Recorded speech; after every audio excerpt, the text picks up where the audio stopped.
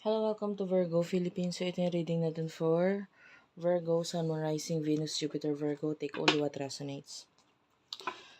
By the way, ang aming Facebook page, Madam Space P. Space pa sa dulo para mas madali mong ma-search. Pag di mo ma-search, lagay mo hashtag Virgo Philippines. Diyan ka pwedeng magpa-personal reading.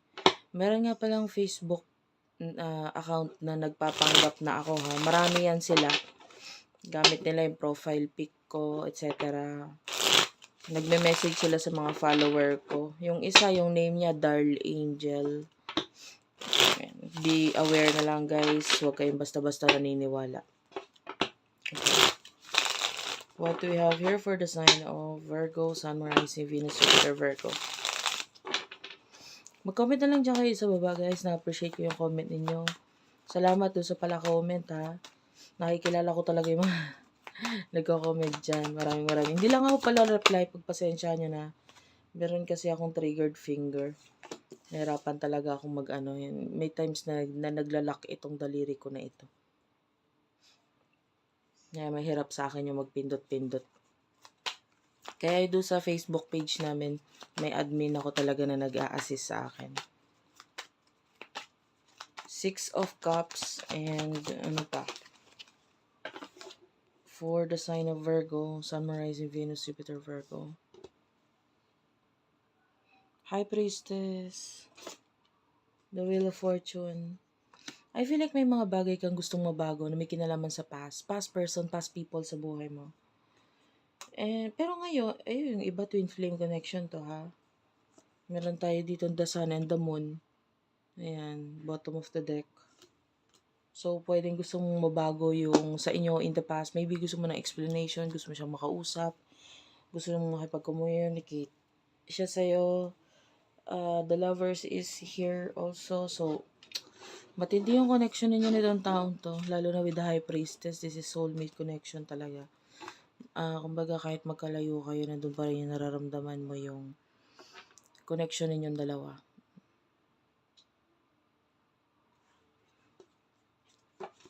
Pwedeng marami nang nagbago or nabago sa iyo mismo o sa pinaka-connection ninyo.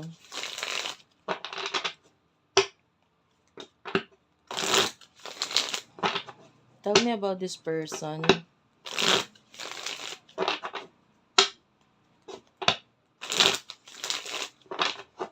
Main energy ng person ito. Pag di ka nakaka-relate, ibigay mo sa iba yung reading, ha? Yung iba dyan, ang tagalan nitong connection na to, parang ang tagal mo na naka-follow sa akin. Nakukuha ko yung energy, pero okay lang kahit hindi. Pero may nakukuha ko sa inyo, ang tagalan ng connection. Pwede yung kabataan nyo pa or maybe years ago na tong connection na to. Oy, sobrang nalulungkot kasi siya ngayon, oh. The Five of Cups. Ano siya ha? Nakikita natin materialistic siyang tao. Pero in a way, kasi kaya siya materialistic, pwedeng ano kasi siya eh. Malakas din yung earth sign sa chart niya, you know. Earth sign kasi they are really grounded. Importante yung stability, you know what I mean. So, hindi mo naman masasabing materialistic yun. Pwedeng, kasi, let's just face the reality. Oo, may spiritual connection, pero kailangan pa rin naman nating mabuhay. And so, parang importante din sa person na to, yung stability niya, yung buhay niya, kung ano may kaya niyang may offer, hindi lang sa'yo, sa lahat. Kumbaga kung paano niya may papakita yung sarili niya, and pwedeng nakadepende yung happiness niya sa kung ano yung material na bagay na meron siya. And of course, pag hindi, sino ba naman, di ba? Kung hindi ka stable, hindi okay yung finances mo, of course, malungkot yon. And yun yung parang naging main priority nitong person na to. Especially nung in the past. So, importante sa kanya yung stability niya, yung career niya, etc. So, parang naging materialistic siya sa connection niya. So, nalulungkot siya ngayon.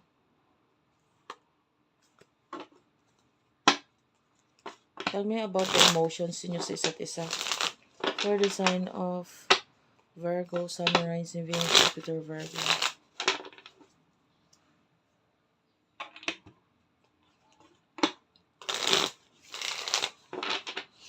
I just saw the number 33. Something to do with the number 33. So, hindi ko alam kung edad mo ba yun, edad niya, or maybe that's your favorite number, or pwedeng you're wearing something na may number 33. Anyway, take only what resonates. Pag wala, okay lang naman. Tsaka nakakamoy ako ng chichiryan. Maybe you're craving for chips, or you're currently eating chips. 9 of Swords, okay. This is interesting. Yung iba sa inyo, maybe with the 9 of Swords, medyo nasasaktan ka with the 10 of Swords regarding sa separation or ending na nangyari sa inyong dalawa.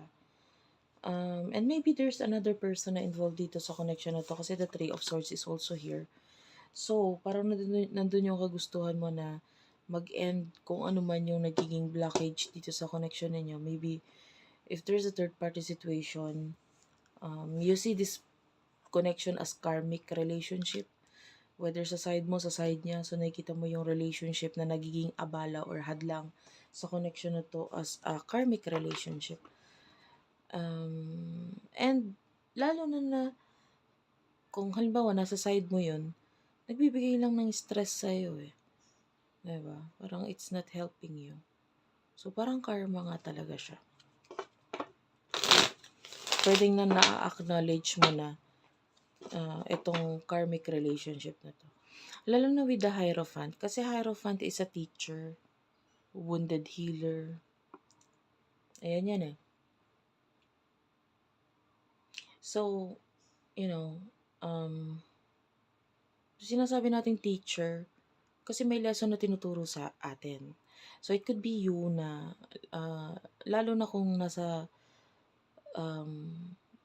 side mo yon, pwedeng ikaw ay nasa isang relationship na parang naging sugat, nag-iwan lang ng sugat sa'yo, or alam mo naman na karma ito kasi ang daming mapait na karanasan dito, ang daming mo natututunan. Ganun. Pero kung nasa side niya yun, pwede rin ganun na alam mo na yung person na kakonect niya is karmic relationship niya. Okay? Anyway, anong emotion ng person na to for you? Ang daming message You do have your 5 of Pentacles, 7 of Cups, King of Swords, and the Knight of Pentacles. And actually, this person worry a lot. Masyado siya nag-aalala sa'yo. And I feel like this person is, nagde-daydream siya eh. Lagi kanya iniisip. At saka, especially guys, diba sabi ko nga, pwedeng importante sa kanya yung material na bagay. Pwedeng in the past, hindi niya nagawang, or hindi niya, nagkaroon ng separation, no? Hindi niya nagawang maging totoo, tapat sa'yo. And pwedeng isa pa sa naging dahilan kung bakit naging ganun ay dahil financially hindi niya alam, or pwedeng wala rin siya kapasidad pa to offer you things na you deserve, diba? Kumbaga parang hindi niya kasi kayang i-offer ang sarili niya sa'yo in the past dahil alam niya yung mga kakulangan niya. And at the same time, alam niya yung spiritual connection ninyo. Na-acknowledge niya. The Judgment is here. So, pwedeng spiritually, ramdam niya rin yung spiritual connection ninyo.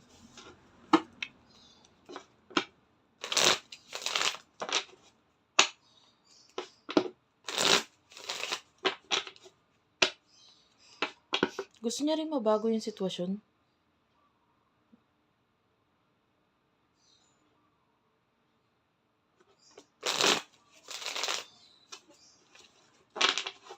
The near future for the sign of Virgo.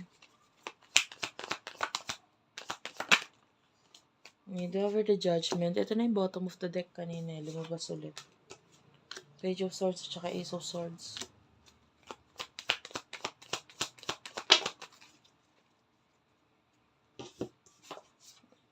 Two of Wands, Two of Pentacles. The Knight of Cups. Oh, wow. Well, there's going to be a new beginning. for you. May new beginning para sa'yo. Remember your person is the King of Swords. Hindi tayo yung Queen of Swords eh. The Judgment, may mga bagay kang malalaman in the near future and this is something na pwedeng coming from a person na magiging realistic or magiging totoo sa'yo. Sabihin niya kung ano yung totoo sa kanya, like mas makikilala mo siya ng kung ano siya. Sa isip niya, spiritually, kung ano mga nasa isip niya din. And this person, meron siyang plano. The Two of Pentacles is here, so I'm feeling like this person will give you something. Like an offer, lalo na with the Knight of Cups. Na ikaw yung magdadalawang isip kung ano yung dapat mong gawin dito sa particular offer na to. Parang meron kang choice dito eh. Tell me about this. Yeah, ang problema lang dito, no? You are being the Justice card and the Queen of Cups. Kasi parang utak at puso ang ano mo dito eh. Ang tawag dito, choices. So medyo mahirap 'yun, di ba?